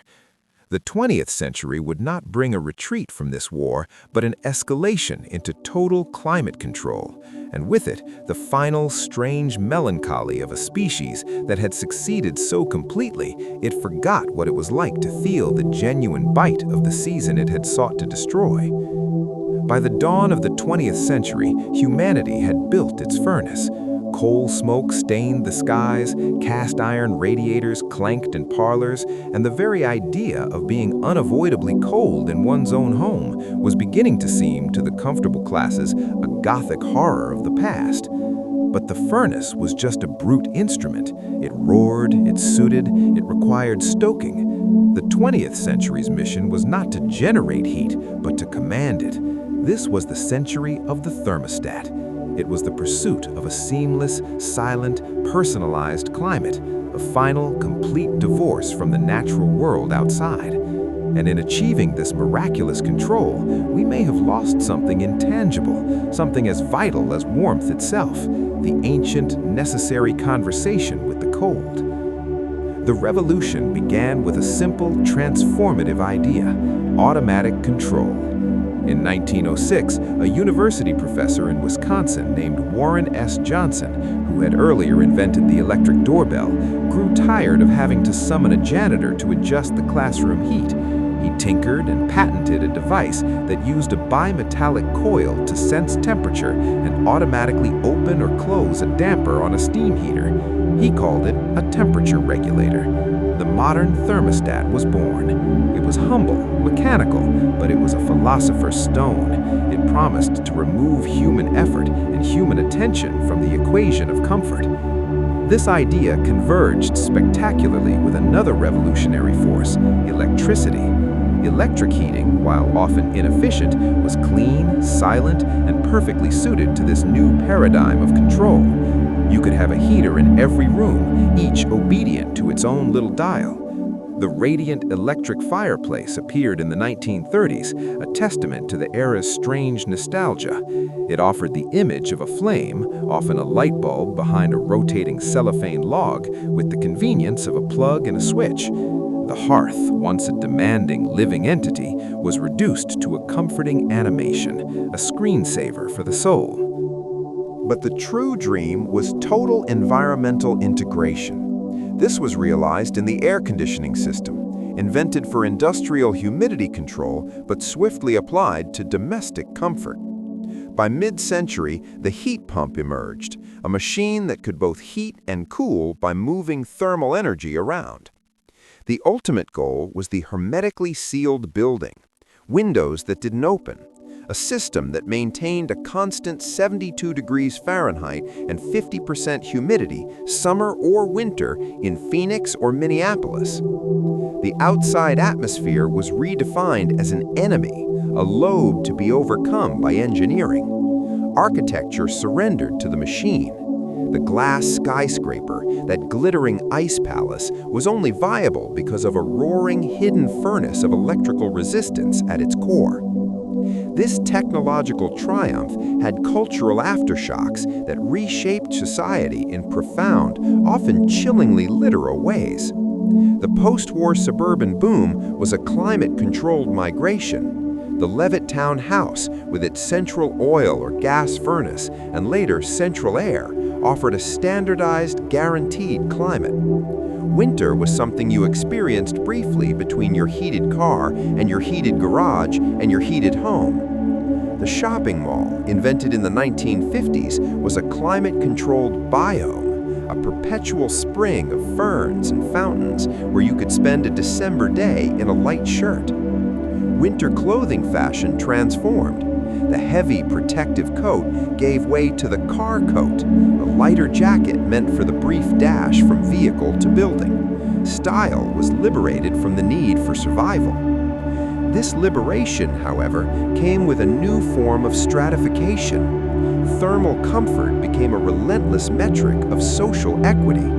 Office buildings were notoriously kept at temperatures calibrated for the metabolic rate and suit-wearing habits of a 1960s male executive, leaving female employees in lighter blouses to shiver at their desks, a phenomenon that sparked the office thermostat war. Public housing projects, often built with cheap, inefficient heating systems, became freezing traps in winter, while luxury condos boasted of individual zone controls. The ability to precisely control one's personal climate became one of the ultimate markers of wealth and power. The thermostat, a tool of democratized comfort, had also become a tool of subtle control. And then there was the psychological impact, the slow erosion of thermal literacy. For millennia, humans were exquisitely attuned to microclimates: the warm spot by the fire, the cold draft under the door, the way the sun's angle in a room changed with the season. We understood the behavior of heat and cold. The thermostat severed that awareness. Comfort became a demand, not an achievement. The subtle, rewarding choreography of layering clothes, of seeking sunbeams, of banking a fire at night was replaced by the push of a button. The ancient, intimate relationship with the hearth, a relationship of nurture, fear, and respect, was gone. In its place was a humming appliance on the wall we barely glanced at. This loss bred a strange modern nostalgia. The hygge craze, the Danish concept of cozy contentment, swept the world in the 21st century. But what is hygge but a curated, aestheticized simulation of the very conditions we spent 10,000 years trying to escape? The candlelight, electric now for safety, the chunky knit blanket, the warm drink.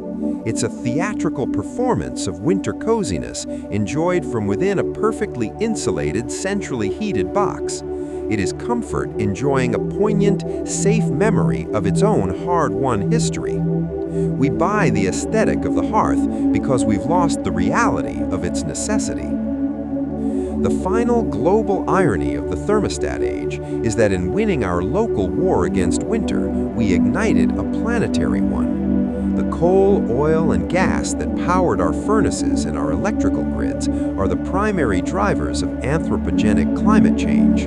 The very systems we built to insulate ourselves from seasonal cold are now destabilizing the planet's climate system, leading to greater volatility, more intense winter storms, polar vortex disruptions, and energy crises. We sought to master a season, and in doing so, we broke the larger cycle. The thermostat, a symbol of human dominion over our immediate environment, may yet be the instrument of our greatest environmental reckoning. So where does that leave us? In the early 21st century, we exist in a state of profound thermal alienation. We are the most comfortably climate-controlled humans in history, and perhaps the most anxious about climate itself. We have achieved the dream of the eternal, gentle spring indoors, but at the cost of forgetting how to be in the world as it is. The cold is no longer a teacher, a clarifier, a communal foe that bonds us. It is an error message on a smart home display, a reason to complain about the utility bill, a fleeting sensation between parking lots. Consider first the biological fallout. The human body is an adaptation machine, honed by millions of years of responding to environmental stress. Cold is a stressor, shivering thermogenesis, non-shivering thermogenesis through brown fat, vasoconstriction. These are systems that keep us alive. But what happens when you never ever turn them on? Thermal training is a concept in physiology. Regular, mild exposure to cold can improve metabolic health, increase brown fat, and bolster immune response. By living in our climate-controlled bubbles, we have essentially put our internal furnace into early retirement. We've traded robust, adaptable resilience for a narrow, pampered comfort. The result is a population more vulnerable to the slightest deviation. A draft isn't just uncomfortable, for some, it's a perceived assault. The walk from a heated home to a heated car on a 40-degree day requires a puffer jacket rated for the Arctic. Our thermal comfort zone has shrunk even as our control over it has expanded. We've become exquisitely sensitive thermostats ourselves, but poorly calibrated ones, quick to register discomfort in a world we've made too easy. This biological softening is mirrored by a social fragmentation. The ancient winter was a great forcer together. You had to collaborate, share resources, and physically congregate around the heat source. The modern winter allows, even encourages, atomization. You can ride alone in your heated car, work in your temperature cubicle, shop in a mall without speaking to a soul, and return to a home where you can be in a different, personally climatized room from every other member of your family. The shared struggle is gone. The community hearth is now a Netflix login shared across separate devices in separate rooms. The blizzard, once an event that stranded communities together, forcing interaction and mutual aid, is now a minor inconvenience that strands individuals alone with their delivery apps and dwindling battery life. The extreme version of this is the polar night syndrome observed in some modern Antarctic research stations. Not the heroic camaraderie of earlier expeditions, but a fractious, irritable isolation amplified by the knowledge that the outside is lethal and the inside is all there is. We've perfected the indoor climate and in the process invented new forms of loneliness that are perfectly temperate. Then there's the cognitive dissonance of our simulated seasons. We demand fresh strawberries in December, flown in from another hemisphere while looking out at snow. Our homes are full of warm white LED lights designed to mimic the glow of incandescence or firelight, a comforting lie our eyes accept. The most popular YouTube videos in winter are cozy ambiance loops, 10-hour tracks of crackling fireplace sounds and gentle blizzard visuals, played on the screen of a laptop in a room whose actual temperature is controlled by an unseen heat pump. We are consuming the aesthetic of winter survival as entertainment while being utterly divorced from its reality. It's a kind of Stockholm syndrome. We lovingly recreate the symbols of the captor we defeated. This dissonance reaches its peak in our relationship with what's left of real winter. Outdoor winter recreation has become, for many, an extreme sport rather than a normal part of life. It's an intentional, expensive, gear-intensive foray into the hostile environment we've spent millennia escaping. Ice climbing, backcountry skiing, winter ultramarathons. These are pursuits that seek to reclaim the intensity and clarity of the struggle, but as a choice, a leisure activity. They are the thermal equivalent of a billionaire paying to experience poverty for a weekend. For the rest, winter is either an Instagram backdrop, a pristine snowscape for a filtered photo before rushing back to the car, or an infrastructural nuisance. The deep existential meaning of the season, its role as a time of contraction, reflection, and necessary hardship, has been stripped away, leaving only the hazard and the hassle. And underpinning all of this is the precarious infrastructure of our warmth. Our eternal summer is brittle. It depends on a miraculous, invisible flow of electrons and hydrocarbons. The Texas power grid failure of 2021 was a stark parable. Millions in one of the world's wealthiest nations were suddenly thrust back into a pre-industrial relationship with winter. People burned furniture for heat, pipes burst, destroying the drywall and insulation that defined their climate-controlled world. The crisis wasn't caused by an unprecedented ice age, but by a winter storm of a severity their system was not designed to withstand. It revealed that for all our technology, we are only ever a few days of extreme weather and poor planning away from the ancient reality.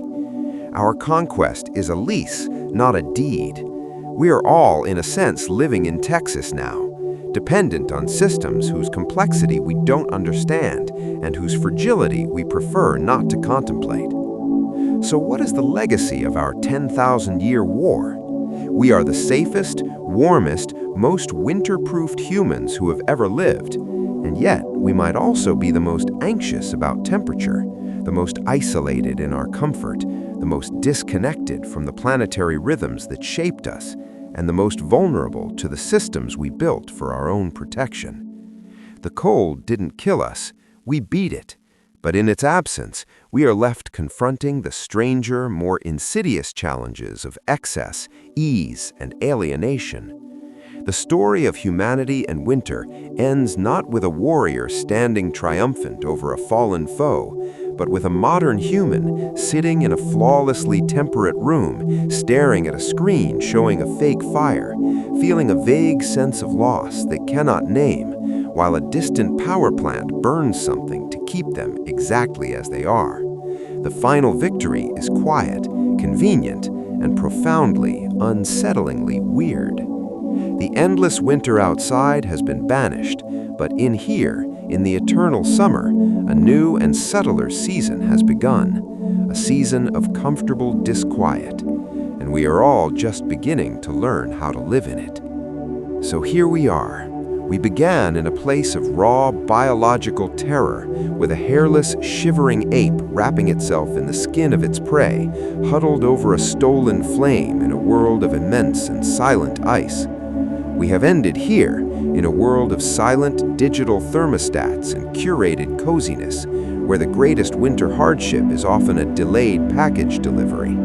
The arc is so long, the transformation so complete, it feels less like history and more like mythology. We are the gods who tamed the frost giants, but as the fire dies down to its last ember in our long story, there's a final, quiet question that hangs in the perfectly conditioned air. Not, how did we do it?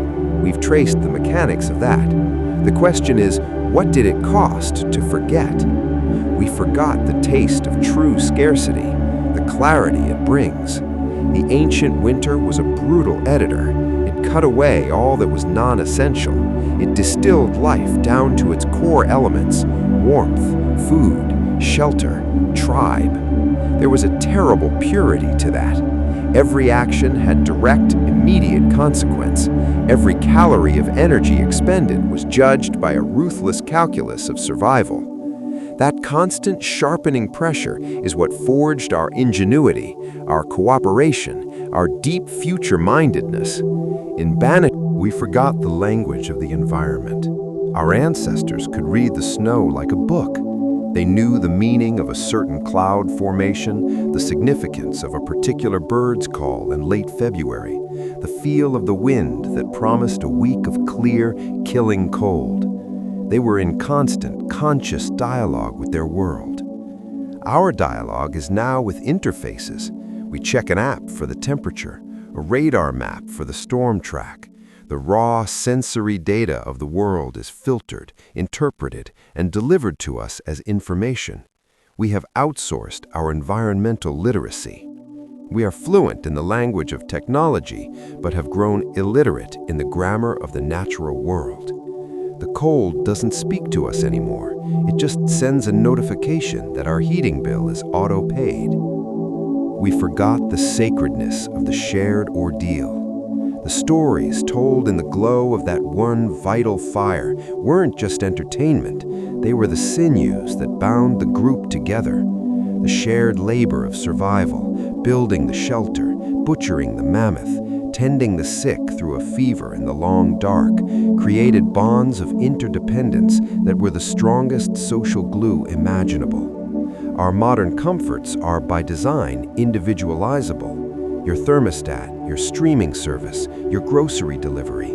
The shared, necessary struggle has been replaced by parallel, optional leisure. Community is now something we must intentionally build and seek out, rather than something forged in us unavoidably by a common foe. We have gained personal freedom and lost collective purpose. And in forgetting all this, we have created the final great irony. We now fear the very thing that made us. A cold draft, a power outage, a snowstorm that closes roads. These minor incursions of the ancient reality are met not with practiced resilience, but with panic and grievance. We view them as system failures, as personal affronts. The winter, which for 99% of human history was the central, defining fact of existence for half the year, has been reduced to a seasonal nuisance, and a poorly tolerated one at that. We have pathologized the condition of our own becoming. Yet, that last ember still glows. It's there in the instinctive way we still crowd around a real fireplace in a ski lodge, not for the heat, but for the primal focus of the flame. It's in the deep, almost cellular satisfaction of coming in from a genuinely cold day to a warm room, a feeling that no constant 72 degrees can ever replicate.